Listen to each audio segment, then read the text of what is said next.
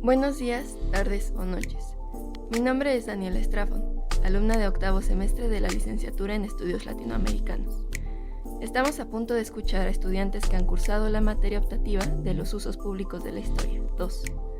El objetivo de esta actividad ha sido reflexionar en torno a este campo del conocimiento histórico. Pero entonces, ¿qué son los usos públicos de la historia? De acuerdo con el historiador italiano Nicola Gallerano, se trata de, abro cita, todo lo que se desarrolla fuera de los lugares destinados a la investigación científica en sentido estricto, a la historia de los historiadores, habitualmente escrita para los especialistas y para un segmento muy restringido del público. Cierro cita. Es decir, los usos públicos de la historia, también comprendidos como historia pública, son todos aquellos medios a través de los cuales el conocimiento histórico se construye y difunde más allá de los límites de la esfera especializada. Como hemos comentado durante el semestre, actualmente se han abierto otras rutas de la historia pública vinculadas con la vida digital, incluyendo los podcasts. En este sentido, esta actividad es un aporte que, como estudiantes de las carreras de estudios latinoamericanos e historia, buscamos brindar a la investigación y difusión del conocimiento histórico sobre una institución que ha permeado nuestro cotidiano en los últimos años, la Facultad de Filosofía y Letras de la UNAM. En 2024 se conmemoran 100 años de la existencia de este centro educativo. Veamos qué tienen que decir sus estudiantes sobre su trayectoria histórica. México a la Bienal de París en línea directa. 4 grupos de artistas mexicanos en la 10ª Bienal de París.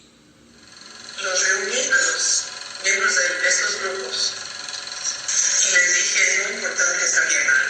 Hagan algo realmente importante. Estamos en París, Francia, y transcurre el mes de septiembre de 1977. Durante la 10ª Bienal de Jóvenes de París, en una sala independiente, vemos una caja de madera de grandes proporciones amarrada al techo. Se trata de la propuesta plástica del Taller de Arte e Ideología, que lleva por nombre Export-Import. La obra en desequilibrio refleja la situación internacional de los años 70. Al interior de la caja, un microcosmos con referencias a la vida cotidiana de cualquier país latinoamericano.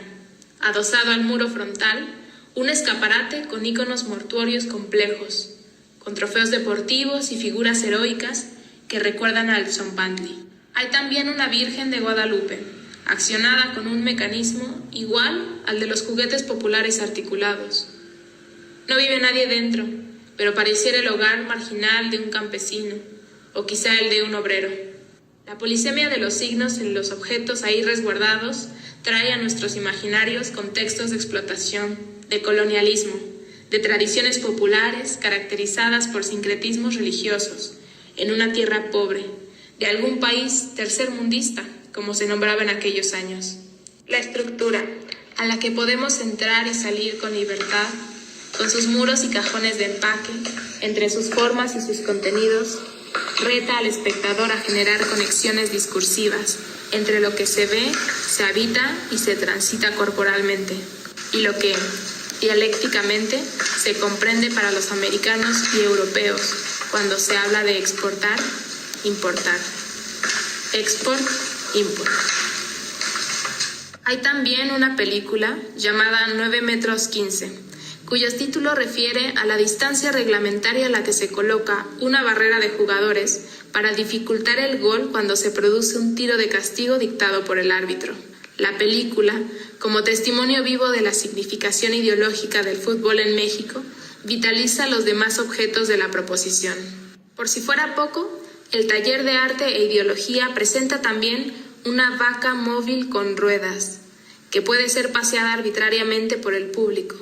Y es entonces cuando advertimos un señalamiento con las zonas comestibles del animal, donde se incluye el mapa de Latinoamérica.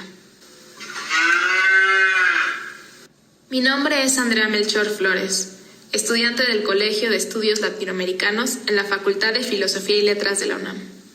Esta es una brevísima parte de la historia del Taller de Arte e Ideología, grupo fundado en la Facultad de Filosofía y Letras de la UNAM en 1974 por Alberto Híjar y sus estudiantes del curso de Estética. Es una historia de cómo algunos de sus integrantes llegaron a la 10ª Bienal de Jóvenes de París en el 77, en un contexto internacional de movimientos sociales, de dictaduras, de violación a los derechos humanos. Era también un periodo de revolución en las artes plásticas que rompía con las ideas de genialidad e irrepetibilidad en las obras de arte, que creaba desde un posicionamiento ético-político, que hacía arte contra la represión, el imperialismo, el fascismo y contra cualquier ideología reproductora de relaciones de poder. Esta es una conversación sobre lo político e histórico del arte en la Facultad de Filosofía y Letras de la UNAM. Pero antes de empezar, un poco del contexto. En 1974 nació el Taller de Arte e Ideología, el TAI, con una lectura estética del primer capítulo de El Capital. Cumplían así con la consigna althuseriana de leer este texto de Marx. Según ellos, había que terminar con el marxismo de manual y catecismo para abrir paso a los aires teóricos nuevos, impulsados por el importante aire francés de Althusser, Foucault, Barthes y sus discípulos y colegas. El curso de estética en la Facultad de Filosofía y Letras de la UNAM resultó entonces insuficiente en tiempo y espacio, por lo que el TAI ocupó la recién abierta Sala de Arte Público Siqueiros, antigua casa del maestro Siqueiros, y hoy Museo Archivo, ubicado en Polanco, en la Ciudad de México. Ahí fue donde el TAI organizó sus seminarios, mesas redondas, conferencias y exposiciones con extensión a otros lugares. El TAI eligió como emblema al diablito construido con sus siglas, TAI. Resultado de un concurso interno, la participación de estudiantes de especialidades diversas abrió el trabajo multi- y transdisciplinario, conceptual, como se decía en los años 60, y siempre solidario. Sobre estas bases, en los 80 se consolidó su consigna, adaptada de una frase de Lenin, para dejarla en vincular, articular, fusionar en la lucha popular. Esta práctica cultural interdisciplinaria la marcó el secuestro, tortura, prisión y condena por conspiración contra Alberto Híjar. Un mes antes, Híjar había sido designado por David Alfaro Siqueiros, muerto en enero de 1974, en la lista de los escasos posibles garantes de llevar su legado al pueblo. Aunque el TAI tuvo una larga trayectoria desde su fundación en los 70 hasta su gradual disolución en los años 90, la narración de esta historia se centra en la primera generación.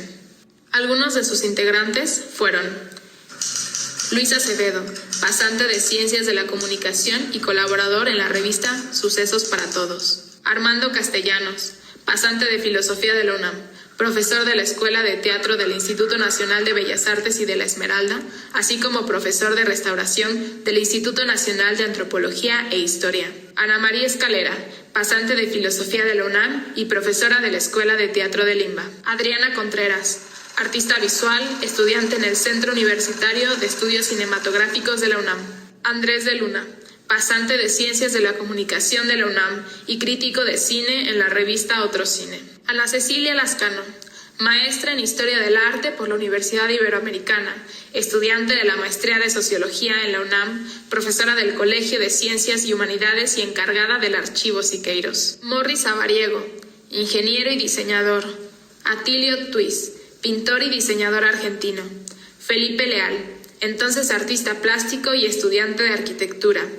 Miguel Rodríguez, lingüista y profesor de francés, y el diseñador Elías Onsein. Todos ellos compartieron una inquietud teórica sobre las nuevas formas del arte público y político, que de la mano de la interdisciplina y la conciencia social precedió el movimiento de los grupos en México. En 1976 se establecía el concepto de grupo, asociaciones cuya labor se estructuraba en torno a una identidad propia, donde el nombre de la agrupación enmarcaba su declaración de principios. Así nacieron grupos como Tepito Arte Acá, Grupo Germinal y Grupo Suma. Estos grupos ponían su arte al servicio de la crítica política y de los movimientos sociales, en defensa de la clase trabajadora, que era, en aquella época, la clase revolucionaria por antonomasia. Pero, ¿a qué se dedicaban? ¿Cómo generaban un contradiscurso artístico a los de las clases dominantes? Los grupos, en aquellos tiempos, realizaban performance y ambientaciones que, en pocas palabras, son aquellas irrupciones en el espacio público a través de actos corporales ensayados o modificaciones plásticas en el entorno para generar conciencia y diálogo sobre un tema.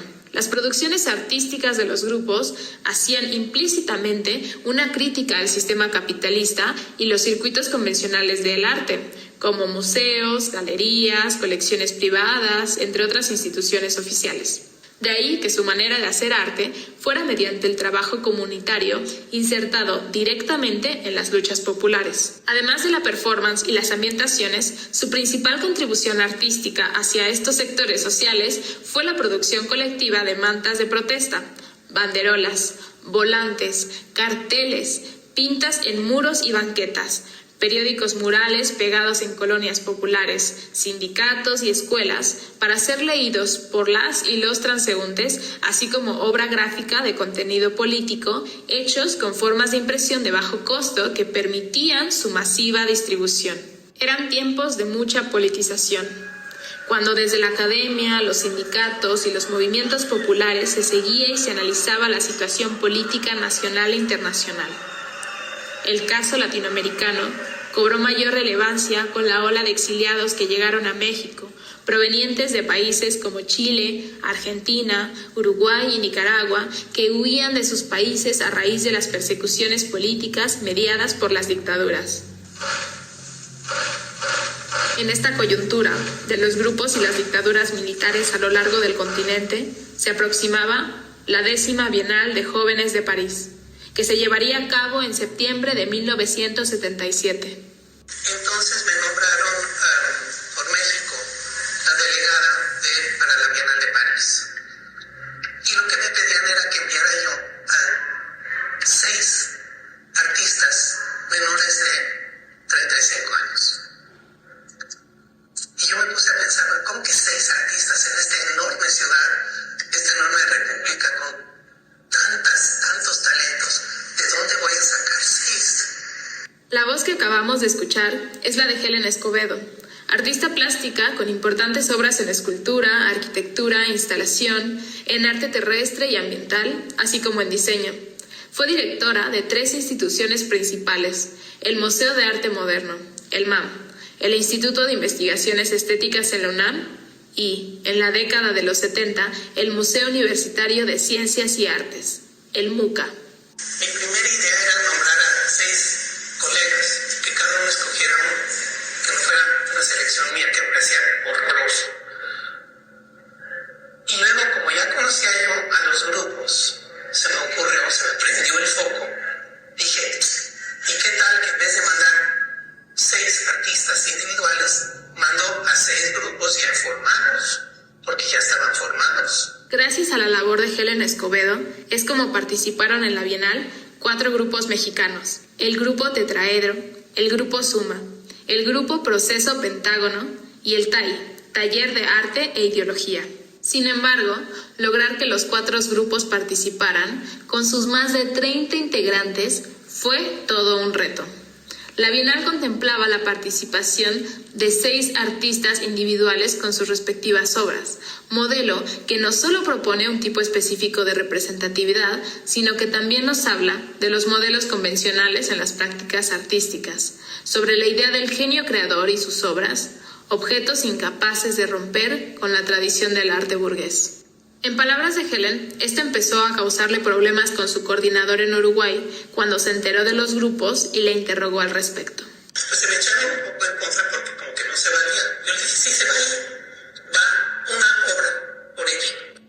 Y creo que a propósito, nunca expliqué muy bien a mi, digamos, al coordinador, que era el director del Museo de Uruguay, lo que iba yo a hacer. Yo dije, no, encantada.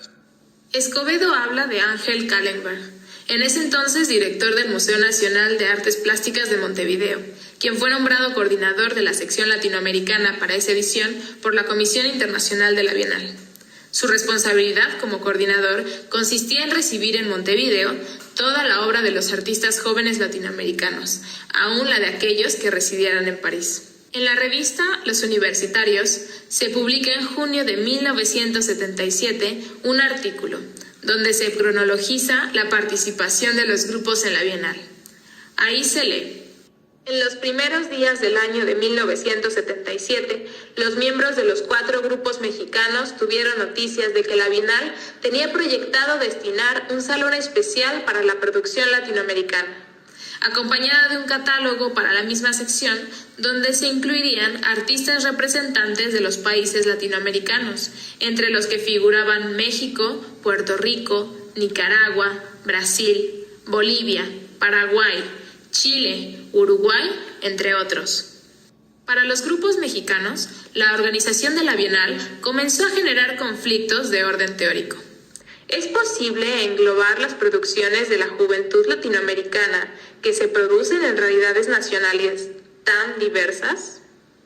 El catálogo contemplado para la sección latinoamericana de la Bienal preveía además la participación de 4 personas encargadas de la redacción de los textos, las cuales eran Ángel Callenberg, Jorge Luis Borges, Severo Sarduy y Levi Strauss. Sin embargo, los 4 grupos mexicanos, al enterarse de que el recién condecorado por la Junta Militar chilena Jorge Luis Borges y el cubano Severo Sarduy serían 2 de los 4 encargados de los textos para el catálogo de la sección latinoamericana, comprendieron que no solo tal englobamiento era ya un error de concepción respecto de la producción latinoamericana, sino que de ninguna manera estaban dispuestos a ser englobados y presentados por representantes de dictaduras militares represoras de los movimientos populares y proletarios de América Latina.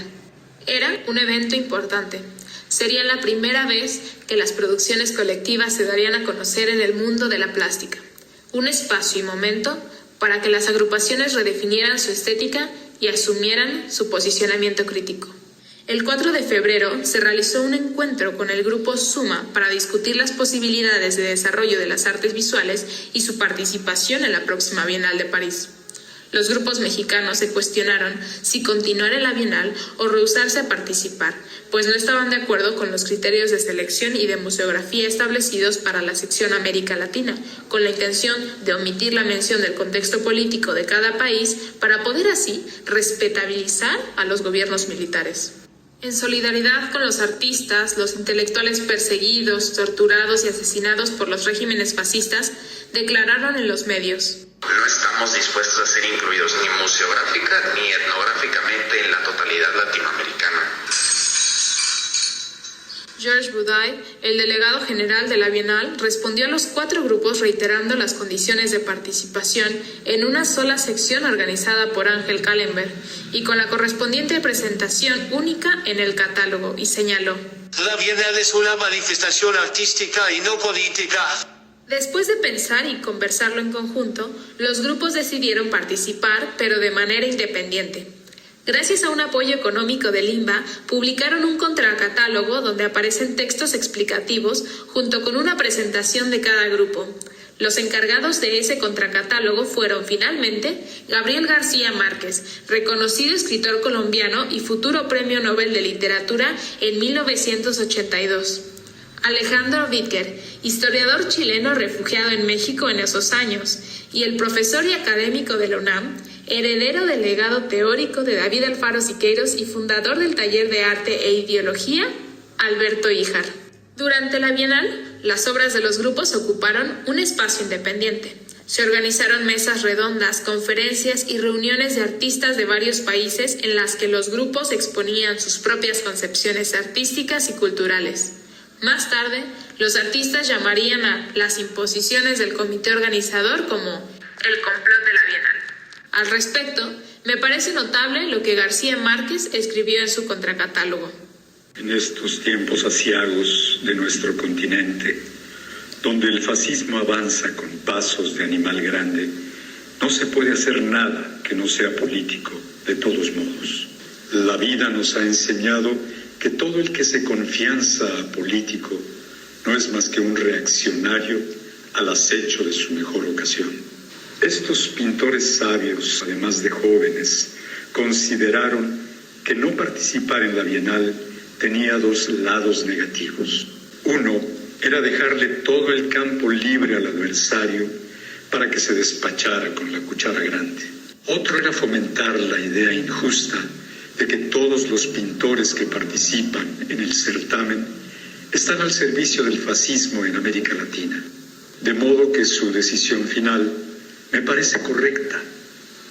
Participar dentro de un espacio físico y político propio y con este catálogo de aclaración. Si yo fuera pintor y joven, por supuesto, estaría en este espacio.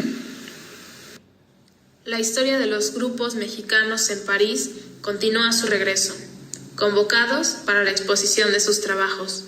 Heller recuerda la potencialidad de las obras. Y eran muy buenas, tan buenas que yo dije, para que se entere el público mexicano, las vamos a presentar en el Museo Universitario. Ahí se montaron y ahí las inauguró Barrosier. Y tuvieron mucho impacto, mucho éxito.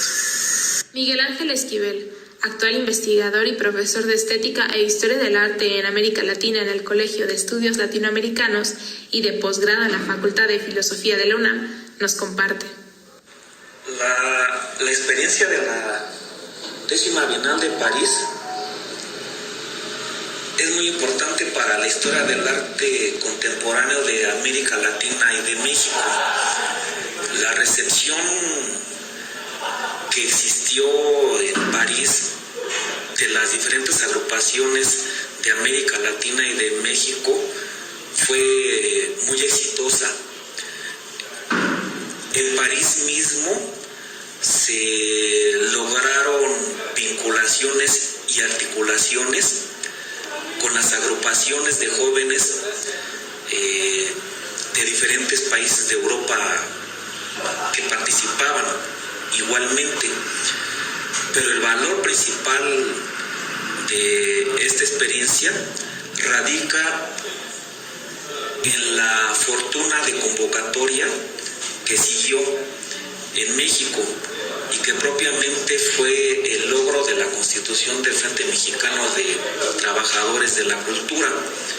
Ya en México, el TAI, Proceso Pentágono y Suma invitaron a las agrupaciones a considerar fortalecer la acción colectiva para una real independencia en cuanto a la difusión del arte y la cultura.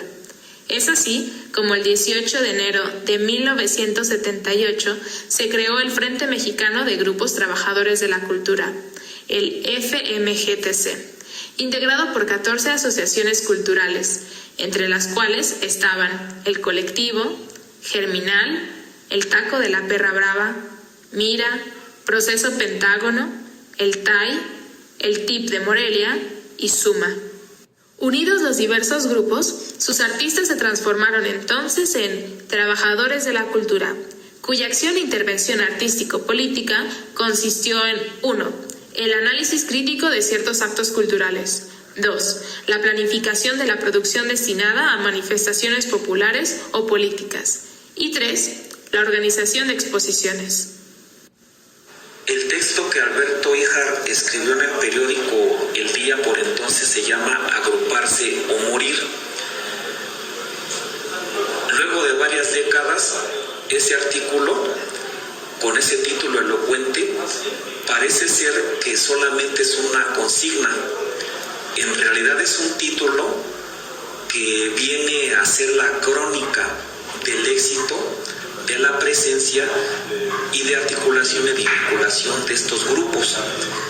Pero al funcionar como título consigna, pues no es otra cosa más que la oportunidad histórica de reconvocar y de traer el valor de la amplia historia de las agrupaciones de México y en América Latina, que para entonces ya se podía definir como agrupaciones no nada más artísticas, sino agrupaciones de trabajo cultural de amplio espectro. Han transcurrido poco más de 5 décadas, de modo tal que esas 5 décadas están más frescas que nunca en el momento de su historiación, ¿no? Y llegamos al 2024. Hoy, a 100 años de la fundación de la Facultad de Filosofía y Letras de la UNAM y a 50 años de la fundación del importantísimo taller de arte e ideología en sus aulas, los estudiantes de esta facultad nos seguimos preparando. El arte de protesta de aquellos jóvenes de los 70 y 80 no es tan distinto al de nosotros, los jóvenes de ahora, quienes nos hacemos de la historia, incluida esta, para darle un uso público popular y para no olvidar. La convicción aún vigente de crear a partir del conocimiento de nuestra propia historia, de nuestro legado social, es una práctica correspondida con la labor del TAI y sus trabajadores de la cultura. Las pintas que hacemos en los muros, los stickers que pegamos en las puertas de los baños, las consignas que gritamos en las calles, incluido este ensayo de podcast, todas estas expresiones están impregnadas de una memoria que nos es valiosa conservar, pero sobre todo, de difundir en colectividad. El taller de arte e ideología no solamente tendrá una exposición del MUAC, sino que será una referencia obligada en lo concerniente a la comprensión del arte en América Latina, pero también en lo concerniente a la comprensión de la historia de la estética contemporánea, a la historia de la estética en América Latina, pero también a la historia del arte en América Latina y a la historia de la crítica a la crítica. Es de ese amplio y diferenciado valor que tiene Alberto Híjar y el taller de arte e ideología, ¿no? Y por supuesto que al carácter colectivo de todo esto.